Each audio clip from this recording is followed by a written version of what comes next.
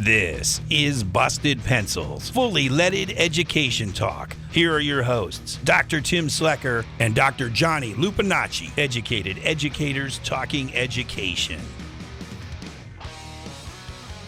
Welcome Monday night, Busted Pencils, fully leaded education talk, educated educators. Yeah, we're talking education. What we do Monday, Tuesday, Wednesday, Thursday, Friday. Lots going on. What a week. Johnny Lupinacci, I know he's on my texting. He's saying he's there, so I'll just tell producer Aaron to keep an eye peeled for Johnny Lupinacci. There he is, fully leaded, of course. Thank you. Oh, lots going on in the world of, lots going on in the world. Today, though, there he is, the Johnny Lupinacci man. There he is. Hey, without fail, man. Here we go. Hey, so before we get started tonight, it's Monday, the beginning of the week. Have you seen any takes on the trial today, Johnny? I mean, I haven't caught up much. You know, it's College of Education here. We're finishing off our teacher educators, getting them ready to go out into the classroom. And so it's been usually Tuesday is my teaching day, but Monday today is my teaching day. Okay. Because it's finals week. Well, it's close to finals week. So we're wrapping things up. And I caught a few headlines. I've seen there's some action coming out of New York, but otherwise I haven't kept up too closely. Well, according to the latest one, it's not election interference because, he said it wasn't. I mean, you know, it's just it's kind of like when it's not anything like anything we ever do. But my goodness, the ability to just say that, I'm confused. Yeah, we're talking about the Donald Trump trial. It started today. Trial one of 75 or 90 counts, 3 trials coming up. But this is the beginning. It's the hush money. Yes, $130,000. But today's big day, though, was going over the Access Hollywood tapes with some of the media places. And it was interesting to hear people kind of censoring themselves as they talked about that. Not that we're going to get over any of that conversation here, because it's Busted Pencils. It's Monday. It's the third Monday in the month. Johnny Lupinacci, we got an official announcement tonight because our guests, Wisconsin Public Education Network, have made the commitment that every third Monday they will be joining us on Busted Pencils to I love it, man. Yeah, man. Bringing down everything in Wisconsin Public Education Network. Heather Dubois, Renee, Heather, how are you, our friend? Let me hear you. I'm great. How are you doing, Tim? How are you doing, Johnny? I'm doing great, Heather Dubois, Bourdain. Thank you for joining us tonight. And hey, thank you, Wisconsin Network, for committing to Mondays, once a month with Busted Pencils. We love you. We love the work you do. And it couldn't be more important, especially for our Wisconsin listeners. So let's go.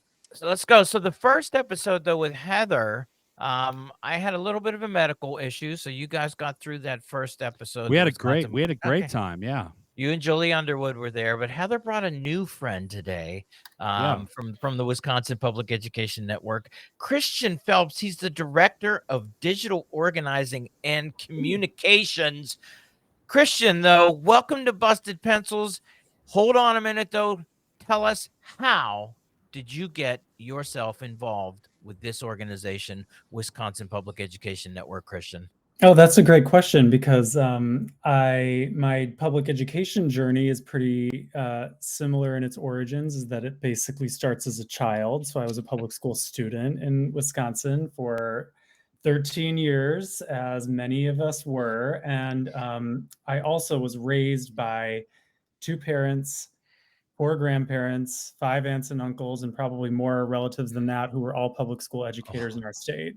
So a sort of deeper understanding of how education works kind of was already in me as I became an adult. I worked as a paraprofessional in public schools for a couple of years. And then after getting a degree in journalism, it turned out that this organization had grown under Heather's leadership enough to grow in its staff as well. So that's when I became officially involved with it, was in 2020. And it's been a lot of work because there's a lot to do. There's a lot of passion. And there are a lot of issues, sadly, to address in public education in Wisconsin. But it's been really interesting and fun to sort of put the digital media and journalism background that I have into action for something I care about so much. Man, what was Thanksgiving like growing up at your house with all those teachers? Did you guys ever get to eat anything, or was it just constantly like, oh my God, Christian, tell me, that's a lot of teachers. You should see the power dynamics that come out when people are trying to organize the group picture. Oh, There's wow. never one director of the scene. There are about 28 directors and 29 like participants. I'm like the only one who's not a teacher. So you just sit back and observe and watch this, all the craziness. Yeah, Oh man, I'm tall enough that I can just go to the back row and like stand there for an hour while those dynamics play out on their own. Yeah. well, Christian, thank you for doing the digital organizing and taking that journalism degree and putting it to good use. Heather, all right, Heather, we got you back here. Lots going on in Wisconsin. First things first, though, tell me thoughts.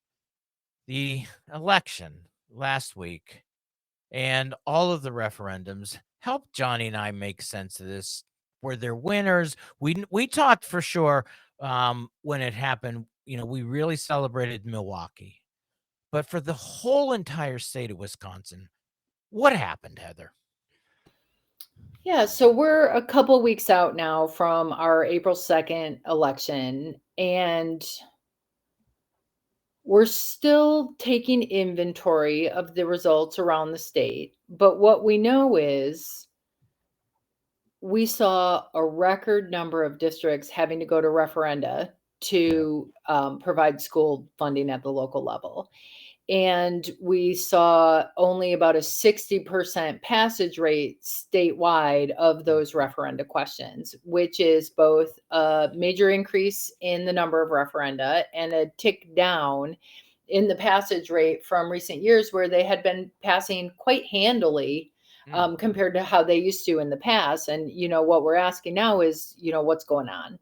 Are people just sick of being asked to raise taxes on themselves when the state is sitting on the biggest surplus we've ever seen, you know, kind of an unconscionably large surplus given the needs of our kids? Or were there other things on the ballot? There were a lot of municipal questions since our state happens to be underfunding our municipalities as well at the moment. And so there are lots of needs. So just people can't afford it, you know, in this economy, that they just can't bear the weight. Or were the naysayers effective in their messaging campaigns that suggested that maybe schools didn't need the money that they thought? Or are politicians to blame for their lofty rhetoric about historic increases and all of the ways that we're, you know, meeting the needs of our kids in an environment where, you know, those of us in the know that that's actually not the case. We are funding our schools at levels of historic low, not high. And if we're going to be honest about our history, then we should admit that we are on like kind of a 20-year dip in the level of support that we're giving to public schools, not a record high.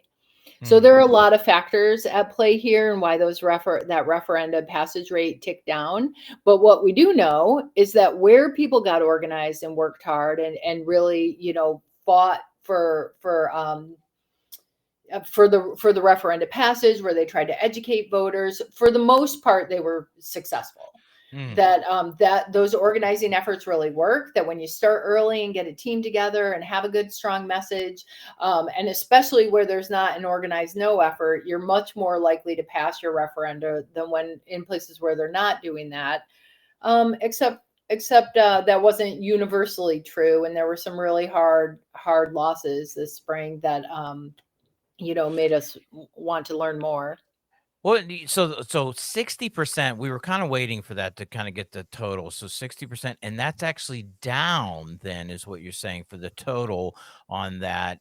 Whole bunch going on there. The number though, too, I just forgot to give that out there. It's 855-752-4842, 855-752-4842. Heather and Christian, Wisconsin Public Education Network, joining us. Doing a little couple weeks now after the election. What are we looking at? Referendum, you say about 60% passed, so about 40% did, and that's down. Christian, I wonder when you're, young man like you looking at this, would you say, do you understand this idea of why school districts have to ask the taxpayers for funding through referendum? Do you explain to me how they've explained this concept of the referendum to you? Well, I mean, the reason this happens is about exactly as old as I am. So, two generations of students have gone through our public school system under a revenue cap system, basically, that was introduced in 1993 and took hold in 1994, where whatever school districts were spending at that time is what they were allowed to spend moving forward. For a while, that was only a little bit of a problem because those numbers went up with inflation, but they still weren't based on anything meaningful. They weren't based on student need. They were just based on what the districts were spending at that time. And then since 2009, I believe that they haven't even kept up with inflation necessarily. And in fact, the state funding level for school districts, all public schools in the state, has fallen behind inflation for the same amount of time, 15 years in a row. So if you have all that history and you know all that, you understand that if you have to tighten your belt for year after year after year for 15 years or 30 years, depending on which starting point you wish to choose, eventually you just can't keep up with student need anymore, and you need to ask your taxpayers for more funds. However, if somebody has not been working at Wisconsin Public Education Network and taken multiple school funding 101 sessions with Dr. Julie Underwood, you can forgive them for not understanding that inherently and wondering why they have to pay more and more and more taxes while their schools don't get any more funds. Yeah, that's why I asked you, Christian, because it's one of those things where people are like, okay, wait a minute. So the state didn't give the public schools the funds they need. They did. Why are they asking the taxpayers? It seems like this is happening every year. I don't understand it. And so, yeah, the whole school funding system, laying it out there, you say, if you didn't have Dr. Julie Underwood with the Wisconsin Public Education Network out there giving all of that advanced education, though, Christian, but what Johnny and I put together with Busted Pencils, though, was to always say that we want this to be the show for our neighbors, and our neighbors don't get to hear Dr. Julie Underwood all the time like that. So, man, when we get back, though, we're going to dig a little bit more deeper into those referendum and then what's happening all over Wisconsin educationally. Busted Pencils, back in a break.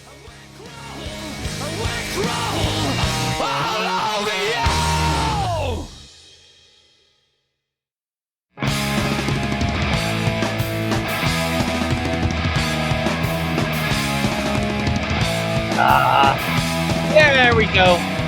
Busted Pencils, fully leaded education talk. Educated educators talking education. The number's 855-752-4842. 855-752-4842. Every third Monday from now until the end of times. Wisconsin Public Education Network, every third Monday of the month, joining us to let us know about everything that's happening with public education in Wisconsin. Johnny, you got that look of a grin there. Well, I mean, there's so much going on, I know. especially in the state of Wisconsin. But one of the reasons we love this is because for our national listeners, Wisconsin is, a bit of a canary in the coal mine. I mean, there's so much going on that is indicative of everything that's happening across our country. And so important to hear. Yeah.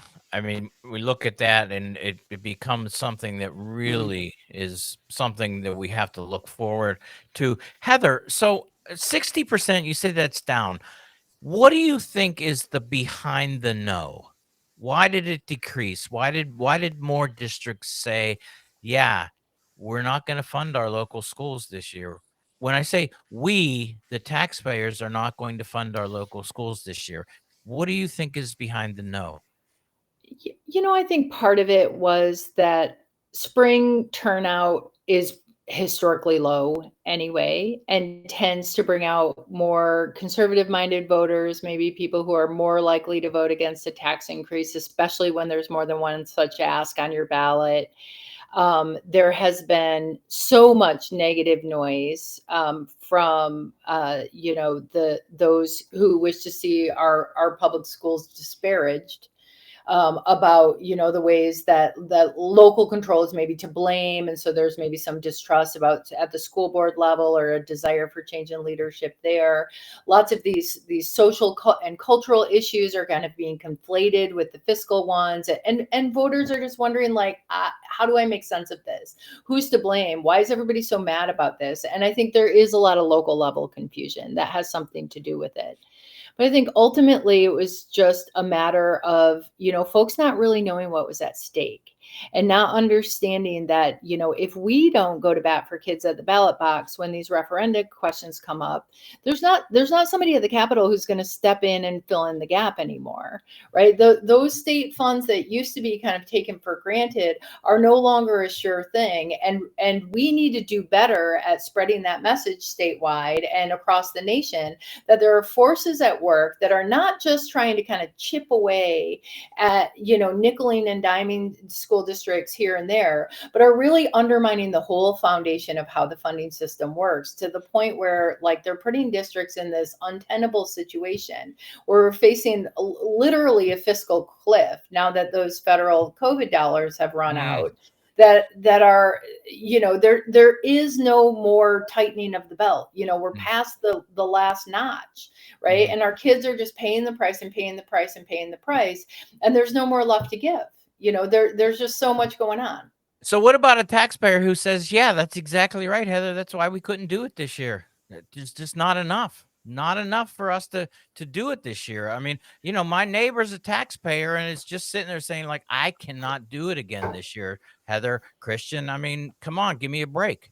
It may feel like we can't do it anymore, but when we look at the raw data, we are paying less for our public schools as a state, as a percentage of our GPR at the state level than we were 20 years ago, than we were 30 years ago. We are paying less in local taxes to support our schools than we were 20 years ago. And while it seems like we might be spending more because that's how inflation works. Things get more and more expensive every year, and it costs more and more to educate our kids. And we've never seen greater needs in our communities because we've disinvested from so many social programs, and the schools are asked to fill in the gaps for everything, right? The fact is that we are actually underfunding our schools to the tune of more than $3,000 per student in this state compared to where we were just 2 years ago. And so that is some scary stuff, right? Yeah. And so we need some historical perspective. We need some honest looks at the finances of what's behind this, and we need to be the grown-ups when those who we've elected to do that aren't doing their role, and fill in those gaps. And then we need to be the grown-ups when we go to vote and make sure that we're electing public education champions who are going to do right by our kids, regardless of what party they're in, and regardless of what they think, is the responsibility of the state in relationship to education. Dropping some heat and some truth, Heather there, Johnny. Well, I love it. I love it. I mean, I couldn't echo Heather's sentiment more. I mean, that's the deal. It's like, it doesn't matter what party you're in. It comes down to a bottom line of, are you supporting public education or are you not? And to continue to outsource this funding, it's got to come from somewhere. I mean, it costs money to provide a good education for children everywhere. And so that having historically, and when I say historically now, it's been decades and decades since it was, a majority of funding coming from our state. And that's been scaled back so much that it's outsourced to schools and districts having to run those referendums on ballots and having to, sort of in a sense, outsource the funding. It has to come from somewhere. So, I mean, I couldn't agree more with Heather. Like, do you or don't you support public education? And get on the bus. Let's go. Let's support public ed. Yeah, but buses cost money, John Lupinacci. Christian, Hey, you go, man. Christian, go for it. Everything costs money. Everything costs money. It just matters what do you value and what is your investment? If your investment and your value is a strong democracy, then you pay for a strong public education. And also, we've gone through this, Tim, time and time again. It raises your property value. It strengthens your local economy. A strong local public school system is a strong local community. Christian, throw some heat on us, man. Yeah, that's exactly right. I completely agree. And also, to that taxpayer you referenced earlier, Tim, I share concerns that our tax dollars should not be wasted. And I offer that funding our local public school district is the least wasteful way to spend our tax dollars, but there is a lot of waste happening at the state level. I would say sitting on a surplus instead of funding schools is an example of wasting tax dollars. I'd say siphoning public dollars off to private schools that are not accountable to the taxpayers is an example of wasting tax dollars. And maybe we'll have time to talk about some of those wasteful programs later on a little bit more. But there's an education project to be taken on here with the public. And concerns about wasting tax dollars and not wanting to overspend when people are having a hard time with inflation are totally valid. People just need to know where the waste actually lies. And spoiler alert, it's not at your local public school. Christian, thank you so much for that. Because, yeah, that's what we do here at Busted Pencils. It's education for my neighbor, because my neighbor's not being a jerk. He just wants to know. She just wants to know, because as you're pointing out, it's like maybe there are people taking my tax dollars and not doing things the right way with my money. And so we need to pull this together, make sure that everybody has the greatest understanding. But yeah, underfunding our public schools. Yeah, that's what happens here. And then in Wisconsin, sitting on billions in a surplus. Billions with a B. You can see my Dr. Evil right here, man. It's a Busted Pencils. It's fully leaded education talk. Wisconsin Public Education Network. Executive Director Heather, Director of Digital Organizing Christian. They're with us. We're busting pencils. When we get back, more about what's going on in Wisconsin.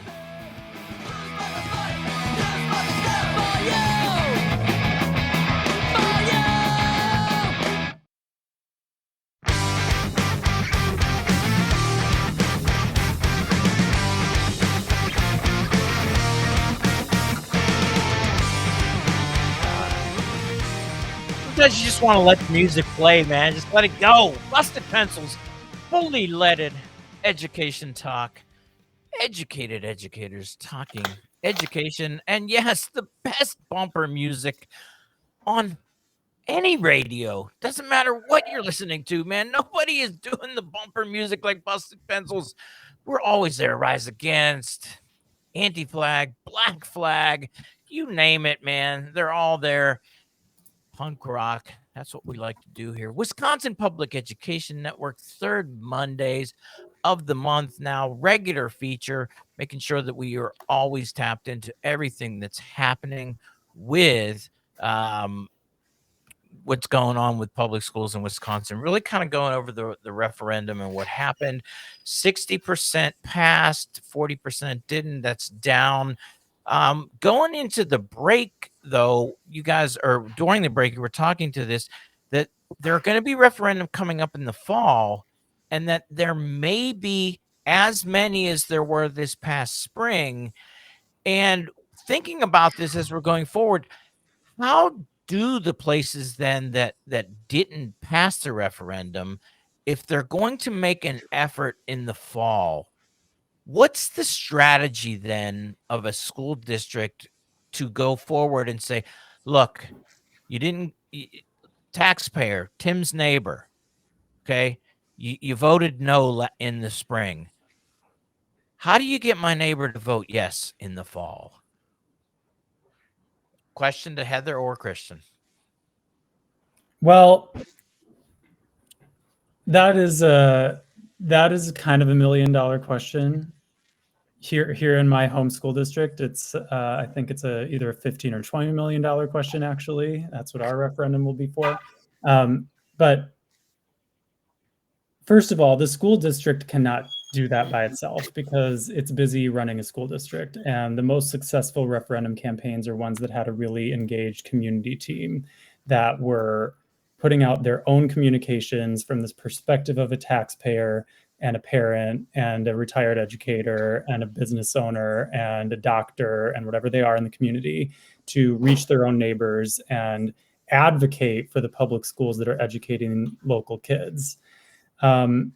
A lot of it does come down to telling your story about why you're doing this. School referenda are like really dry in terms of like the question that appears on your ballot. They go through exactly the dollar amount that's needed and how that will be levied from property taxes. And frankly, unless you study property tax, you probably don't fully understand the question itself. So the most successful referendum campaigns are the ones where the community can come out and actually put students at the center of the message and help people understand, like, yeah, you're being asked to pay whatever number of dollars more per year on your property. And the result of that is lower class sizes for the third graders that you know and love on your own street or in your own house, or whatever it is, or the failure to do that means like not having as many music options at your school, like the things that people actually love. And there's also two sides to it. I mean, part of it is getting people to know that they have a referendum on their ballot and make their voting plan because people want to support local public schools by and large. And the other part is helping to combat misinformation by just sort of getting the real facts out faster than the small minority of bad actors who want to spread disinformation and misinformation are able to. If you reach voters with the real facts and stories first, the attempts to sort of underfund a local public school district are going to be much less well received. Look at Heather raising her hand. Heather, jump in there. I'm not next. Yes, and we saw such a brilliant example of that in the passage of the Milwaukee Public Schools referenda this spring. The biggest question on any of the ballots statewide, it was a huge dollar ask, and I mean the district was basically asking for status quo level of funding to make up for the failure of the past state budget to keep pace with inflation. That was basically the exact amount they were asking taxpayers for. Lets them continue some of the programs that they started during COVID, make sure that they're keeping these supports in place for kids. They were really clear about how this money would serve students' needs, and they fought back against the nastiest, most dishonest anti-public school campaign we'd seen in a long time. A cabal of privateers formed a coalition that was urging voters to vote no, and voters saw right through it. They saw who was behind it. They saw that this no group was being bankrolled by people who had long been opponents of public schooling and supporters of privatization, and they saw that most of the players in that movement were people who weren't even from Milwaukee, who weren't sending their kids to MPS schools. And so we know that where we live, if we can show what this means to local kids, why we need to support them, what that we're going to do with the money, and how it's going to make a difference in the lives of our kids and our educators and our communities, people tend to overwhelmingly vote yes. But when they don't know what's at stake, or the question is confusing, like Christian said, or we don't know, why exactly do I have to vote on this, then they're more likely to get a no vote. And so just voter education, like pure and simple, is like the big thing. But like, it's harder to educate voters than people think. You got to get out there and knock the doors. You got to get your gang together. You got to get your gang, you got to get the game, got to get it ready, go and door knocking. And, the other thing, and we'll let you say this, if people want to get busy and help the Wisconsin Public Education Network, you're going to let them know where they can go to make those connections. But I was wondering about strategy. Christian, you talked about this. Does it depend, or do we tell voters, here's what your students or your children, let's not say the children of your community, are going to get if you pass this? Or do we say, here's what your children are going to lose if you don't pass this? I'm just thinking about the strategy. How do we frame it? Do we frame it as a loss if we don't get it?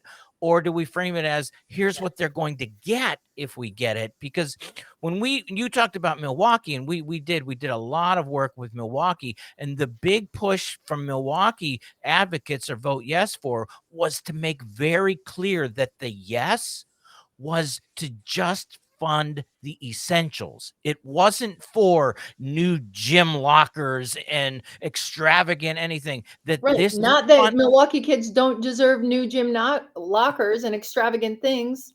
Well, no, I mean, but Yeah. they real I know, not to say to go, but they made the decision to say that, look, this yes vote is for the essentials. You're voting for the essentials. And I wonder if that, if there's a strategy in there that seems like, yeah, we should really be focusing on letting parents and families know what they're going to lose, or do we really focus on what they're going to gain? Because I think, like Christian was saying, small class sizes. That sounds good. That sounds great to me. Losing music class. Okay. So maybe I'm answering my own question. Is it a combination of you're going to get Johnny Lupinacci? Help me out, man. Well, I mean, Tim, it comes back to this whole thing, and I really want to hear from Christian and Heather on this. It's like we're really put in a position where districts are having to ask for things that are absolutely essential, and they should be provided by what constitutes a state funded education. And the fact that our state legislation has pulled back so much and really put it on the individuals and local communities to have to go out and and ask for this, it's just really, instead of just including it in the responsibility of a strong state, it's really outsourcing it and putting it on the people. It's just robbing Peter to pay Paul. And taxpayers, we want them to know this is really your state saying, we're asking you to pay for this indirectly instead of directly through your taxes. And so it's really frustrating, because it should be a standard that these schools have these things, but yet it's pulled back, it's underfunded, and then they're put in a position where they have to go on and ask. And we have callers all the time who call in and say, I support my public schools, I support fundraisers, and I support local teachers. And it just seems like every year I'm asked to support more. And that's on your state. And states need to be funding they need to be funding education instead of putting it on you, the individual, because it's really manipulative on the voter. Okay, Christian. Yeah, I mean, exactly. And to answer the question about strategy, I mean, unfortunately, there isn't a strategy that works in every community, but the rule of thumb that does is the more local and the more community based your campaign is, the more successful it's going to be. And so first of all, you have to understand what your referendum is asking for. And in Milwaukee's case, it was asking for maintenance of the status quo so that kids aren't left, with even less now than they had last year. And that was a really compelling message because it was true.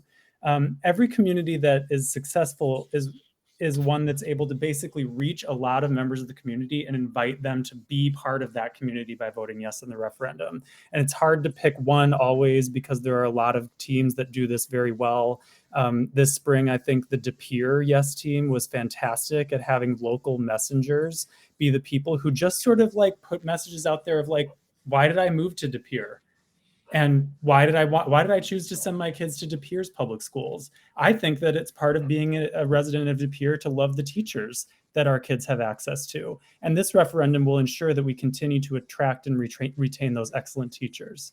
I can't tell 421 different school district communities what the best message or strategy is for them, but I can insist that they make it really local. They interrogate themselves. Why am I here? Why do I care about this? And what sort of unique community-based programs do I want to either create or improve or maintain, and put that at the center of the message. Heather, I was thinking about this though too. How do you talk about vouchers during referendum? Do we talk about vouchers? Does it have an impact on the referendum? How do we incorporate privatization in those conversations too about this? Or is it a separate issue? Or no, it's totally related? No, it's totally related, and we have to connect those dots, because here's the thing. Funding by referenda is incredibly disequalizing. We already have a gap between the have and have-nots in this state. right? We already have that gap. We have an unfair funding formula that's based on property values, not student needs. And so it's already broken. Every time one district passes its referenda and another one doesn't, we're widening a gap, right? And so I don't want to go vote to maintain a broken status quo, right? I want to fight for fixing a broken system that is forcing a situation where some kids are just set up to fail. That's not okay. And this state, on top of this regular broken, has another layer of super broken that gives public funds to totally unaccountable private and privately operated schools that play by their own set of rules and that siphon money off the top from all the kids in the state, but that disproportionately impacts Milwaukee public school kids and kids in our urban communities and kids who are students in poverty, students with disabilities, and kids who are English language learners. We are failing to fund in those three priority need areas, and we can trace the paper trail to that right back to this giveaway to these unaccountable voucher schools. And so programs that were ostensibly set up to support the kids who need the most help have actually widened the gaps for those kids. And that's what gets us so worked up about why we have to go to fund our schools by referenda, and why we are so frustrated with the state, the way the state keeps pouring money into voucher schemes and scams, because it's so unfair to kids. And our kids should not have to keep paying the price of these politics. And we shouldn't have to keep educating grown adults on why this is a moral problem. We should all just agree as a community to fight to demand better and put the focus where it should be. Man, it feels like there's an intentionality behind the funding discrepancies in Wisconsin. It feels like there might even be like a concerted attack on the public schools in the state of Wisconsin. I don't know, Johnny Lupinacci, the potential, the intentionality. Come on, right? Yeah, it makes sense. Heather points out a really important part. This is an effort to keep in place a system that is inequitable. And it further ensures that it will be inequitable for kids who need it the most. And that's just really not okay. There it is. Busted Pencils, Wisconsin Public Education Network. Back in a minute.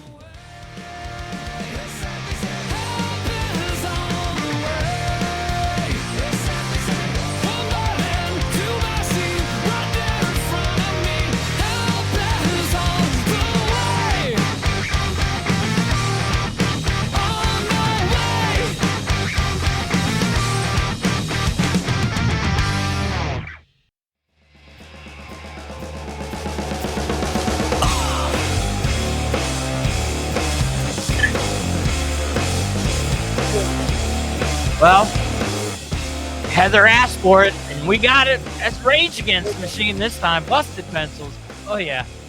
That's what we do here every Monday, Tuesday, Wednesday, Thursday, Friday.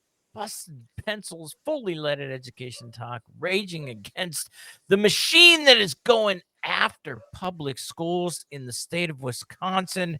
It feels like it's an intentional attack on the public schools. I'm being a bit sarcastic there. It doesn't feel like it. We know it is an attack on the public schools, because when you have a fully funded privatized voucher system without income, we've thrown away the income restraints. It no longer goes to, quote, the failing schools. It's just choice, because parents should just have the choice to send their kids to any school they want. Heather, help us out. Yeah, let's talk about choice, because Wisconsin has made the choice to have the widest gaps in the nation between white and black students when it comes to scoring on standardized tests. Wisconsin has made the choice to create and cement a funding system that treats kids unequally, that treats communities unequally, that does not meet the needs of kids, that does not fulfill the will of people to have thriving, joyful public schools where everybody's happy to send their kids and where educators feel trusted and valued and respected. Wisconsin has made a choice to make its gaps wider and wider and wider for each of the last 16 budgets, none of which has even kept pace with inflation for that year. And so these are the choices that our state is making. They are choosing to disinvest from the public good and put money into a wholly unaccountable system and just let their political cronies laugh all the way to the bank while our kids pay the price. And all over the state, if I'm looking for some hope, I see people saying, that is not okay. That is not okay with me. That is not what we signed up for. That is not what we voted for. And regardless of their political party, they're not cool with the way that public education has become kind of the catch-all pull from when it's time to write a state budget. And so what we've seen when we've chased these budget hearings around the state is that public education is the number one issue at every single hearing. People are saying, put more money in the schools, raise my taxes. I would rather see my taxes go up than more cuts to public education. Our statewide polling shows us this. We know people want to invest in public schools. There is a distance between what people want and what they're getting from state leadership. And it's a distance that we're going to close now that we have fairer maps. Now that we have a Supreme Court that is slightly more bent toward justice than previously, and now that we have so many more people who are calling on Republicans and Democrats alike to do better by the kids that they've been elected to serve. Johnny, man, you got. Well, I mean, I'm great. I love hearing that because that's exactly what has to happen, right? I mean, we just have to do better. It's that simple. It's like, keep it simple. We're not doing what we said we want to do and what we can do, and it's not representative of what the people want. This is a government for the people, by the people.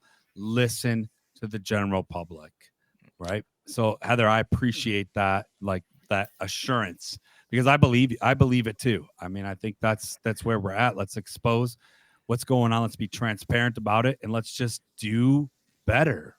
Well, we have some evidence, if I could share it really quick. I mean, something that we did last year and also in 21, and the network also did in 19, and does every time the state solicits public input on the budget. Every single time, increased funds to public pre-K through 12 schools are the single most popular priority that members of the public raise. And it's not close. And it is combined with increased public funding for higher ed and childcare. It makes up, last time, 37% of every single word uttered by members of the public, while support for increased public funds to private schools made up 5% of the words that people said. So we aren't guessing and living in an echo chamber when we say people want their public schools to be adequately funded. We tracked every single thing that people said when they were making their priorities clear on the state budget, and it was not close. Man, when you put that out there like that too, it's just like, okay, there are that many people in favor of, you said, the public schools, and the reality though is that, and I think this goes back to what you're saying, Heather. Hopefully the new maps are going to play a role in helping fix this problem, because you've got legislators that are not voting in the interests of their constituents, because their constituents obviously want the public schools funded. Their constituents obviously don't want private voucher schools being funded with their public tax dollars. But the reality is that they keep passing those types of legislation in favor of private and voucher schools. And then in the harmful, budgets like you have in Wisconsin, they're constantly a continued state neglect, intended neglect of doing the constitutional duty. As Johnny was saying, the state needs to fund the schools adequately to begin with, so that the taxpayers don't have to be asked to go to referendum. We say we end up in this place. Man, it's politics, so it's a mess. I know. Well, we talk about this funding gap, but in order to close that funding gap, we have to close that accountability gap. We have to be able to hold our lawmakers accountable to us, all of our decision makers at every level, from school board to the federal level. And once we close that accountability gap, then we can close all the other gaps facing our kids, all the opportunity gaps that are preventing kids from thriving in all of the environments that we're creating for them. And most importantly, we can close that joy gap and create the conditions again for thriving, joyful learning environments where all kids feel valued and welcome and like they belong, and all of our educators feel the same. I mean, this is what we really want, and this is what our kids deserve. This is what our community needs. So we're grateful for the opportunity to share these concerns. We're excited to keep coming back on these third Mondays and share these concerns with you, and bring some of our friends to really drive this home and connect the dots from what's happening in Wisconsin to what's happening all over the country, because you could tell these stories anywhere. We're not unique, right. but we aren't alone, and we're fighting back, and so are people all over the state, and we're going to win. Oh, That's love awesome. it. Love it. Wisconsin Public Education Network. Oh, yeah. Fully Yeah, let thank you, it. Christian and Heather. Yeah. Thanks for having us. Thank you. On Devil Radio 92.7.